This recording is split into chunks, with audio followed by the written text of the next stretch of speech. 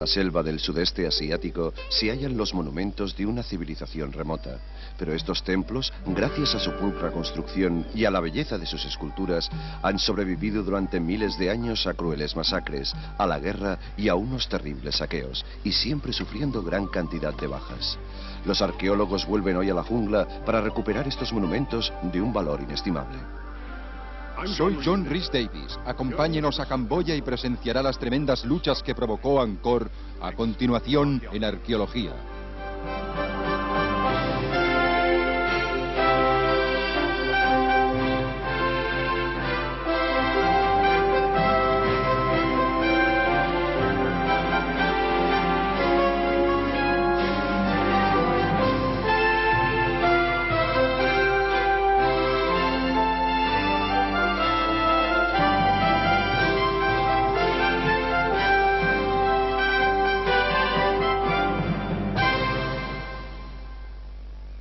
En 1859, un joven botánico francés se encaminó hacia la selva camboyana, siguiendo los rumores de que allí encontraría una ciudad perdida. Henry Moguo y su guía misionero iniciaron su ruta hacia el norte, adentrándose en la selva, a veces a pie y otras en canoa. Finalmente, llegaron a Angkor Wat, donde pudieron contemplar cómo se erigían 4 torres maravillosas ante sus ojos.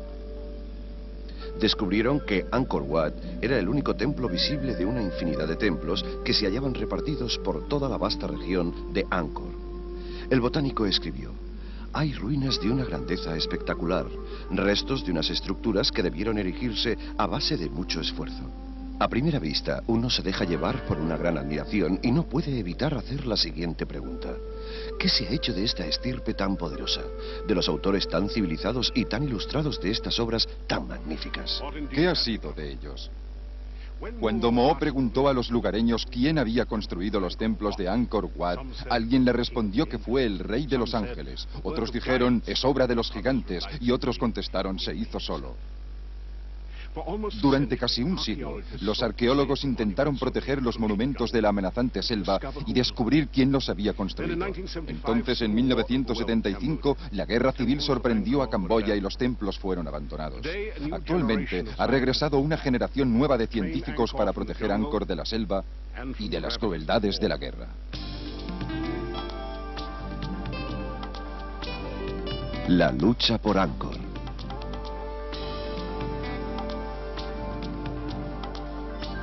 El Tonle Sap es uno de los ríos más caudalosos del planeta. Tiene su origen en el frondoso corazón de la selva camboyana y desemboca en el río Mekong, pasado Phnom Penh.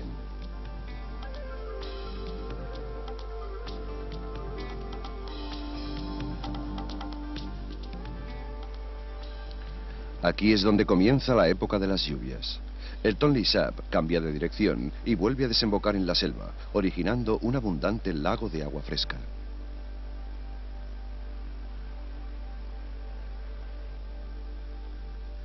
Aquí, por encima de la parte alta del río, tuvo su origen una antigua civilización. A lo largo y ancho de 160 kilómetros cuadrados se encuentran desperdigados miles de monumentos. Si los comparamos con las pirámides de Egipto, son mucho más grandes y más pesados. En cuanto a la precisión astronómica, son comparables a los monumentos de los mayas, y en lo referente a la belleza artística, compiten con las obras de los renacentistas europeos. Las comparaciones son de tal magnitud que nos parece extraño que Angkor no sea tan famoso como la Esfinge, Notre Dame o el Taj Mahal. De hecho, el grupo de investigación del gobierno francés empezó a restaurar los monumentos y los templos a principios de siglo. Y así, las glorias de Angkor se convirtieron en un lugar de visita obligatorio para los turistas europeos en los años 20 y 30. Pero la controversia política que ha imperado en el sudeste asiático en la segunda mitad del siglo ha tendido un velo de oscuridad sobre los monumentos y ha mantenido en la penumbra a los estudiosos de una de las civilizaciones más grandes del mundo antiguo. Contemplar estos monumentos es apreciar las creaciones de los reyes. Según el antropólogo Russell Thion, para llegar a comprender mejor a los habitantes de Angkor, hemos de esperar a que se lleven a cabo las futuras excavaciones. De entre todos los lugares donde se puede estudiar la prosperidad de las civilizaciones asiáticas, Angkor es el más importante. se halla prácticamente intacto, ya que los franceses se preocuparon por conservar las estructuras erigidas sobre la tierra y por despejar el terreno extrayendo la vid y restaurando los monumentos para convertirlo en un lugar de contemplación. Si lo comparamos con otros emplazamientos arqueológicos, como por ejemplo los de Centroamérica, los mayas o los aztecas, deducimos que tienen que existir pruebas subterráneas que nos indiquen el estilo de vida que llevaban los habitantes y los constructores de Angkor. Los primeros europeos que vieron aquellas magníficas ciudades dijeron que fue obra de los conquistadores, como Alejandro el Grande o quizá Trajano, el emperador romano, pero nunca pensaron en la posibilidad de que hubieran sido los mismos habitantes, gentes de Kemer. Decidieron comprobar qué gente vivía cerca de ellos. Eran los campesinos locales de Camboya, y no podían creerse que los ancestros de estas personas hubieran construido Angkor. Cambiaron de opinión al empezar a investigar los monumentos en profundidad y al encontrar estas láminas de piedra. En ellas había unos grabados en sánscrito o en Kemer antiguo. Estas escrituras se tradujeron y así se confirmó que los habitantes de Kemer habían sido los constructores de Angkor.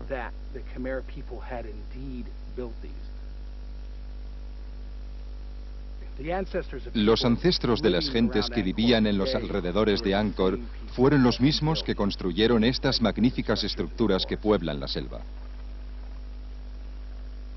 Unas escrituras muy detalladas confirman que estos asombrosos templos de Angkor se erigieron en un periodo de 500 años, concretamente entre el 800 y el 1300 después de Cristo. En el mismo momento en que Europa erigía sus bellas catedrales, como por ejemplo la de Charles o la de Canterbury, unos antiguos pobladores de Camboya, llamados Kemer, ya habían construido monumentos a la escala egipcia. A medida que los expertos descifraban meticulosamente las escrituras que aparecían en Angkor, las propias palabras de los reyes desaparecidos años atrás, se empezó a desvelar la remota historia de los antiguos camboyanos. En el año 802 después de Cristo, los antiguos Kemer emergieron como una fuerza de la que no se podía prescindir, en el momento en que su primer rey, Jayavarman II, organizó las tropas contra sus enemigos vecinos, los habitantes de Birmania, Tailandia y Vietnam. Celebró una gran ceremonia en la montaña de Kulen, al norte de Angkor, autoproclamándose el monarca universal.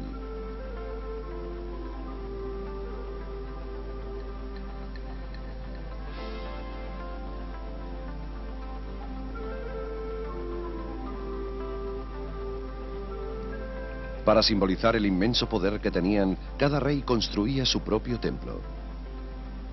El santuario central era un lingam, un símbolo fálico que une la fuerza creativa del dios hindú Shiva con la divinidad del rey. Cada nueva dinastía decidía erigir una acrópolis y una serie de templos. En el transcurso de 500 años fueron creciendo hasta ocupar 200 kilómetros cuadrados de selva camboyana.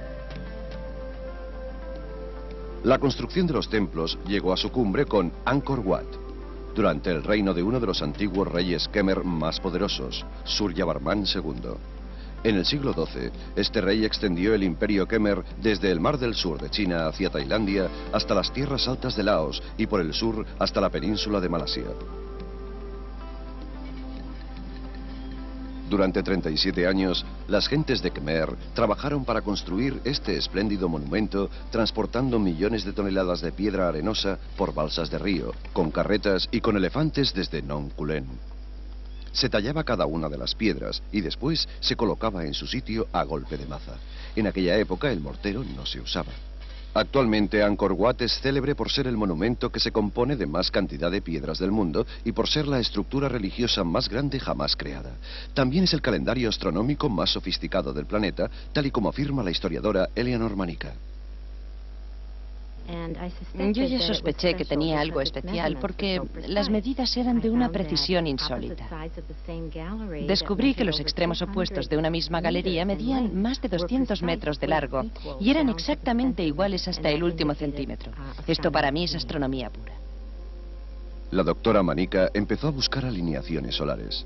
El día más largo del año, al amanecer, encontró la primera en la puerta noreste del templo de Angkor Wat.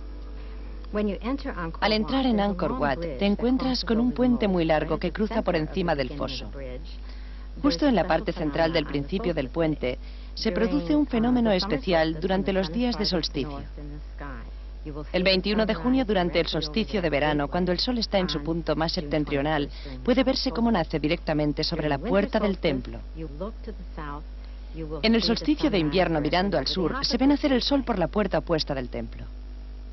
El sol va literalmente de una puerta a otra y así sucesivamente durante todo el año. Es más preciso y más exacto que un reloj suizo.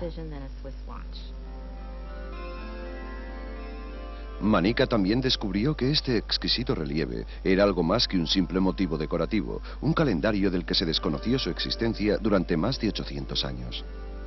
El juego de luz y oscuridad entre estos dioses y antidioses separa los días que hay entre los solsticios de invierno y de verano. Los templos determinan simbólicamente los reyes Khmer, sus ciudades y sus habitantes en el centro del universo, en una época en que los europeos temían navegar más allá de los confines de una tierra que creían plana. Los Khmer se identificaban con el cosmos. Cada nuevo templo pirámide con su respectivo rey se erigía en el mismo centro de la ciudad, y el mundo Khmer giraba a su alrededor. Por tanto, su ideología era una manera genial de combinar su nación con su gente y su rey con los dioses y con las estrellas y las constelaciones del cielo, el sol y la luna. En Angkor constituyó una forma de integración poco común y funcionó a la perfección durante más de 300 años. Son conocidos por ello.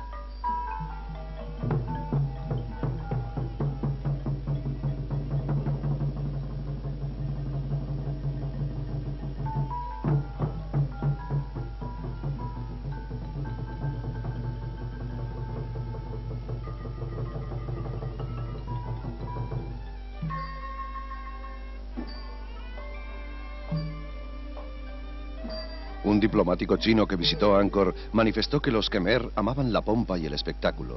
Los relieves del templo de Angkor Wat y de los templos vecinos confirman sus descripciones. Cuando sale el rey, se organizan las tropas a la cabeza de la escolta. Luego se agitan banderas y estandartes y suena la música. Entre 300 y 500 chicas de palacio forman un escuadrón. Se visten con trajes de alegres estampados y llevan tocados de flores en la cabeza. Después llega la guardia privada del rey y uno puede apreciar todos los paraguas abiertos uno junto al otro a lo lejos. Detrás llega el soberano empuñando la espada sagrada.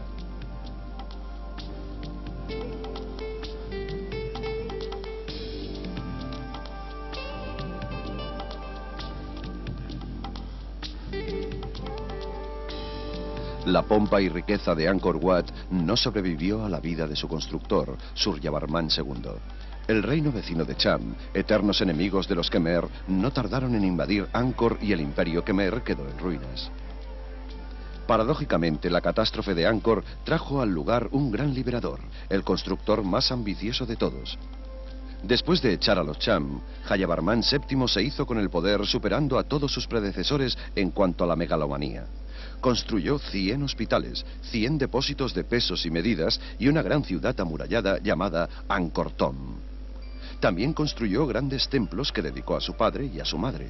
Pero el Bayón es la construcción que le hizo célebre y que muchos consideran el máximo exponente del arte antiguo Khmer.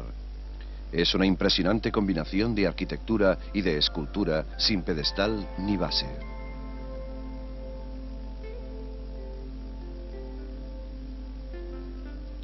Sus cabezas de piedra son auténticos retratos del propio Jayavarman. Aparece retratado con los ojos medio cerrados en plena meditación. Mientras que los antiguos reyes presumían de sus victorias y lo mostraban así en los relieves del templo, Jayavarman VII también quiso celebrar los triunfos de sus gentes en las murallas de Bayón. Algunas escenas muestran peleas de gallos, otras son de la vida cotidiana, una familia, el padre, la madre y algunos niños jugando todos juntos. Otras escenas muestran unas mujeres cocinando y unos hombres reparando carretas, las actividades más típicas de la época. Y es poco habitual en una sociedad-estado, en una sociedad tan compleja, encontrarse con una muralla de un templo en la que aparecen grabadas este tipo de escenas. Porque lo más común es describir las grandes guerras o este tipo de cosas, pero aquí se describe la vida cotidiana, la vida que llevaban los camboyanos en la época de Angkor.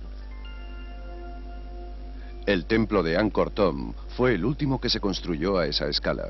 Algunos estudiosos opinan que Jayavarman agotó las canteras y agotó también al personal. La guerra también se cobró sus víctimas. En pocas generaciones, las pequeñas batallas territoriales entre los vecindarios de Vietnam y Tailandia vaciaron las ciudades de Angkor, dejando la región en manos de la selva. Pero esta no sería la última vez que la guerra acabaría con aquellas grandes maravillas. 17 de abril de 1975, Camboya, año cero. Tras un terrible periodo de 9 años de guerra civil, el Khmer Rouge entró desfilando en Phnom Penh, anunciando: aquí acaban 2000 años de historia camboyana. La radio anunciaba que los americanos bombardearían la ciudad. Todos tienen que abandonar el país.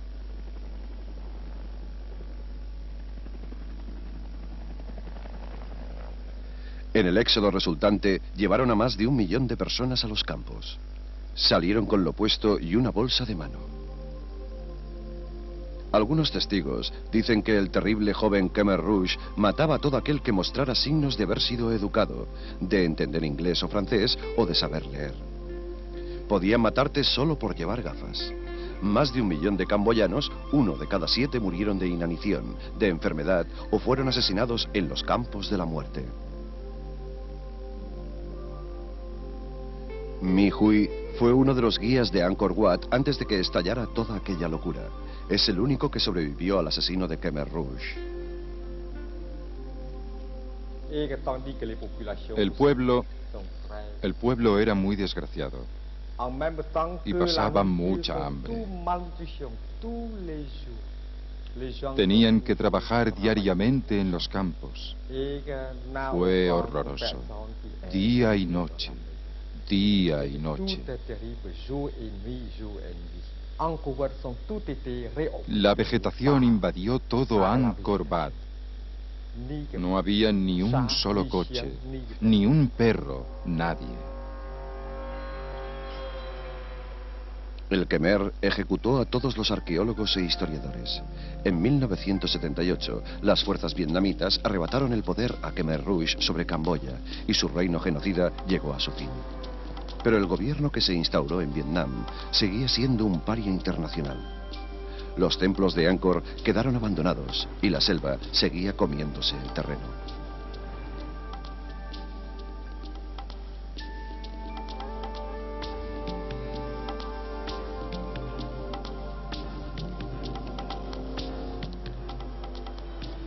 Finalmente, en 1986, unos científicos indios obtuvieron un permiso para entrar en Angkor Wat y llevar a cabo unas investigaciones. Desde entonces, los expertos occidentales se han arriesgado a penetrar en la jungla camboyana.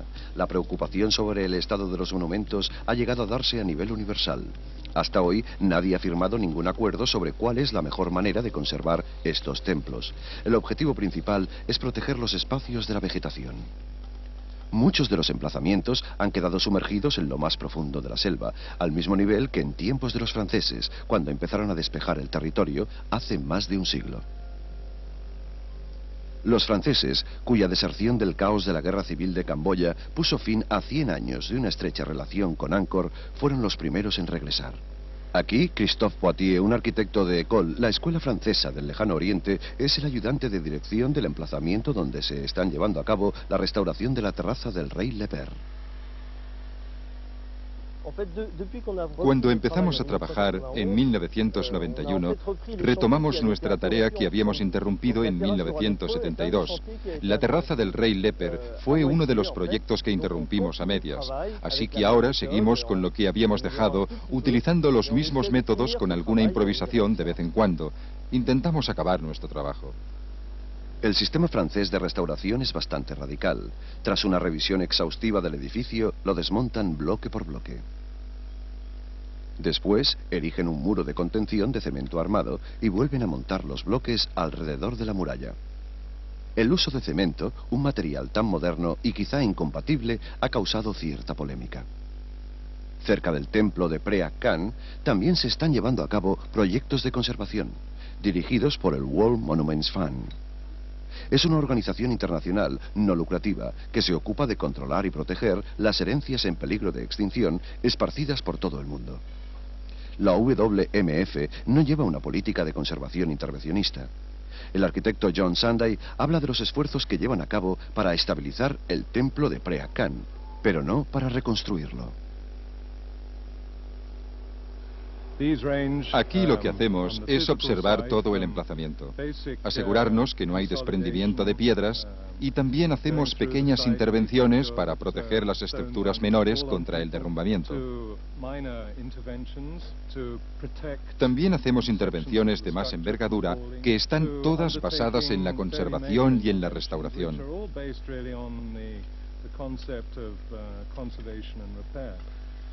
En resumen, nuestro deseo es conservar y conseguir que Preah Khan sea una ruina parcial, es decir, que quede algo para legar a las generaciones venideras, a fin de que puedan experimentar lo mismo que nosotros cuando llegamos aquí. La World Monuments Fund instruye a los arquitectos y arqueólogos camboyanos para que luchen contra el vacío que dejó la masacre de nuestros predecesores. Se han unido al proyecto un grupo de estudiantes de la Universidad de Bellas Artes de Phnom Penh y hemos trabajado todos juntos en los objetivos que estamos persiguiendo.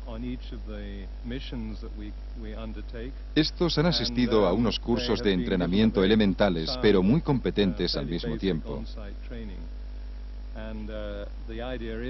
La idea es que este grupo de arquitectos y arqueólogos, en un momento dado, vengan a trabajar aquí en el futuro.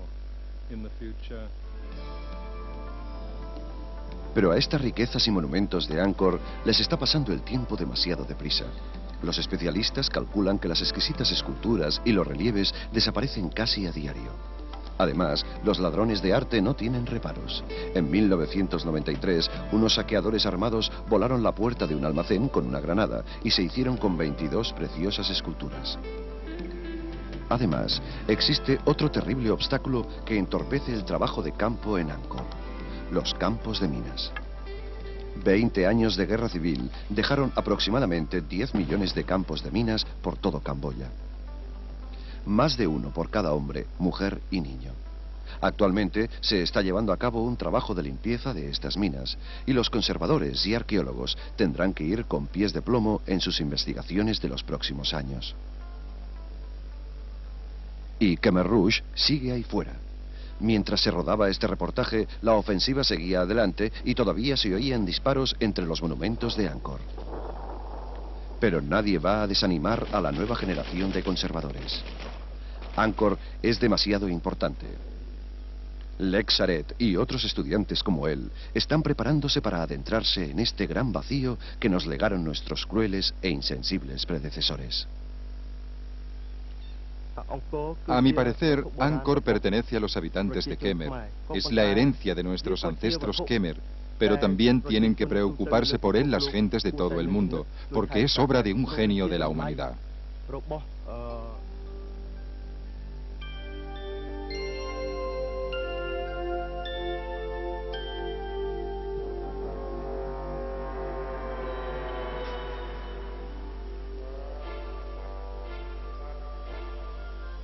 Actualmente, mientras los camboyanos intentan preservar su legado, también luchan por su futuro y por su pasado. Angkor es una de las maravillas arqueológicas del mundo y su importante atracción turística es una de las grandes esperanzas para reavivar su pobre situación económica. Pero la guerra civil, aquella que llevó a Angkor al exilio, sigue reverberando alrededor de este antiguo monumento. Y la selva nunca descansa. El futuro de Angkor es cualquier cosa menos seguro.